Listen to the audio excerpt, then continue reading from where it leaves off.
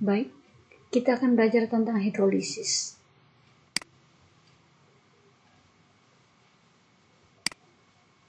Indikator yang akan dicapai dari hidrolisis adalah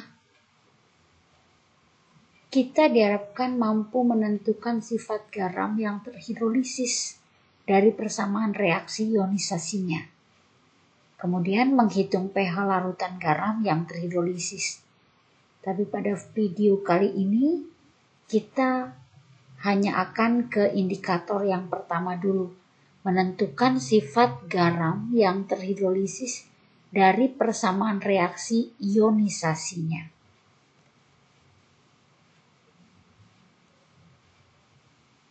Materi pelajaran yang kita pelajari adalah sifat larutan garam dan konsep hidrolisis, serta pH larutan garam. Tapi kita fokus dulu pada sifat larutan garam dan konsep hidrolisisnya. Sifat larutan garam dan konsep hidrolisis. Garam merupakan senyawa ion yang terdiri dari kation logam dan anion sisa asam. Kation garam dapat dianggap berasal dari suatu basa, sedangkan anionnya berasal dari suatu asam. Seperti latihan tabel kita pada pertemuan yang lalu, misalnya KCl, K-nya berasal dari basa KOH, Cl-nya berasal dari anion HCl. Sifat larutan garam bergantung pada kekuatan relatif asam basa penyusunnya. Garam dari asam kuat dan basa kuat bersifat netral. Garam dari asam kuat dan basa lemah bersifat asam. Garam dari asam lemah dan basa kuat bersifat basa. Garam dari asam lemah dan basa lemah sifatnya bergantung pada harga tetapan ionisasi asam dan ionisasi basanya. Ini untuk yang lemah-lemah. Jika Ka-nya lebih besar daripada Kb, maka garam itu bersifat asam. Jika Ka-nya lebih kecil daripada Kb, maka garam itu bersifat basa. Jika Ka-nya sama dengan Kb, maka garam itu bersifat netral. Kita ke konsep hidrolisisnya. Sifat larutan garam dapat dijelaskan dengan konsep hidrolisis. Hidrolisis berasal dari kata hidro yang berarti air dan lisis yang berarti penguraian. Maka konsep hidrolisis, komponen garam yaitu kation atau anion yang berasal dari asam lemah dan basa lemah bereaksi dengan air atau terhidrolisis. Jadi, yang terhidrolisis atau yang bereaksi dengan air dari asam itu adalah kation atau anion lemahnya. Karena kation kuat, anion kuat dari suatu garam tidak akan mampu dihidrolisis oleh air. Maka sekali lagi, yang terhidrolisis atau yang bereaksi dengan air dari suatu garam adalah kation atau anion lemahnya. Misalnya dalam NH4Cl yang terdiri dari NH4+ dan Cl-. Maka yang terhidrolisis adalah lemahnya, yaitu NH4+. Atau misalnya garam CH3COONa yang berasal dari CH3COH dan NaOH, di mana yang lemah adalah anionnya CH3COO-. Maka yang teridolisis adalah CH3COO-nya. Maka garam yang berasal dari basa kuat dan asam kuat dengan demikian tidak akan terhidrolisis. Hidrolisis kation akan menghasilkan ion H3O+. Sedangkan hidrolisis anionnya akan menghasilkan ion OH-. Yang pertama dalam garam asam kuat dan basa kuat. Seperti saya katakan tadi bahwa kuat-kuat ionnya baik kation maupun anionnya adalah kation dan anion kuat. Maka tidak ada yang terhidrolisis. Maka garam dari asam kuat dan basa kuat dia tidak terhidrolisis.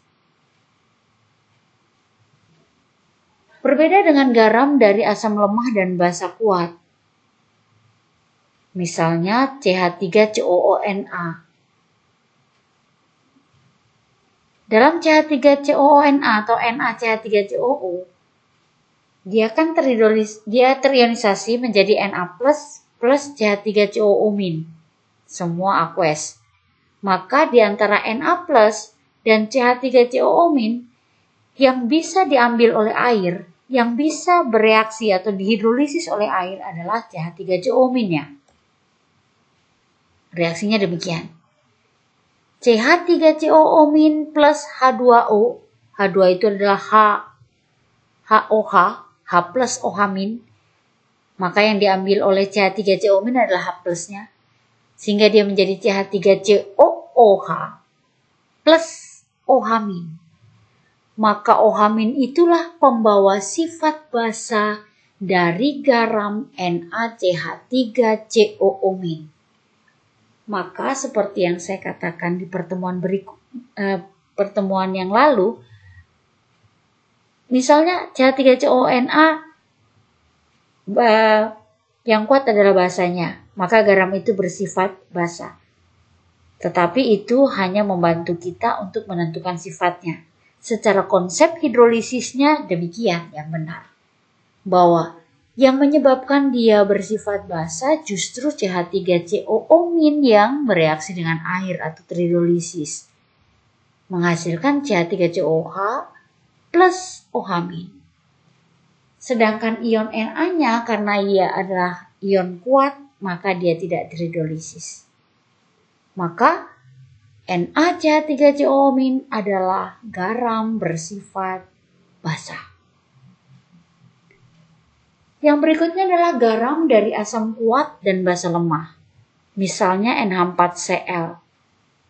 Di dalam NH4Cl yang ionisasinya menjadi NH4 plus aqueous plus Cl- aqueous, ion lemahnya adalah NH4+. NH4+ plus H2O atau HOH akan menjadi NH3 plus H3O+. Atau NH4 plus HOH menjadi NH4OH plus H+. Bisa juga reaksinya demikian. Maka H+ atau H3O+ pembawa sifat asamnya. Maka di dalam garam dari asam kuat dan basa lemah, dia bersifat asam karena ion lemahnya bereaksi dengan air menghasilkan H+. Garam dari asam lemah dan basa lemah, karena keduanya adalah lemah, maka kation dan anionnya dua-duanya terhidrolisis. Sehingga sifat dia bergantung pada nilai Ka dan Kb-nya seperti yang disebutkan dalam slide sebelumnya.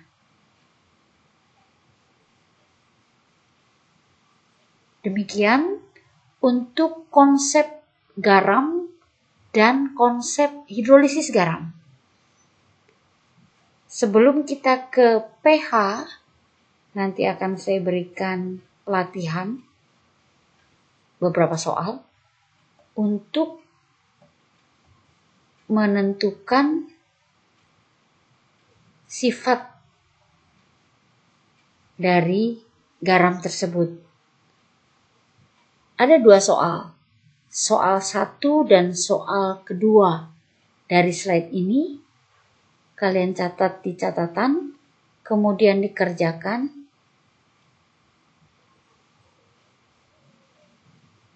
Sifat dari garam-garam yang ada dalam soal tersebut.